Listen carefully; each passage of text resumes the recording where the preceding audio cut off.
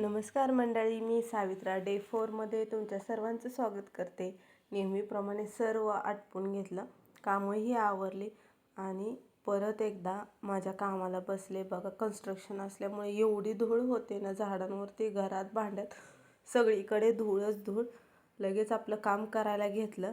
इथं मी थोडं शूट करून दाखवलं, कारण आज माझा असं काय वेगळा दिवस नव्हता. कारण पूर्ण दिवस ना मी पणत्याच कलर केले आहेत. A to Z पणत्या कलर करून टाकले आहेत, तुम्ही बघू शकता. आणि सर्व छान छान असे कलर देऊन टाकले. जवळजवळ 7 ते 8 डझन मी पणत्या डिझाईन केल्यात. इथं तर माझी कॅपॅसिटीसुद्धा नव्हती राहिली.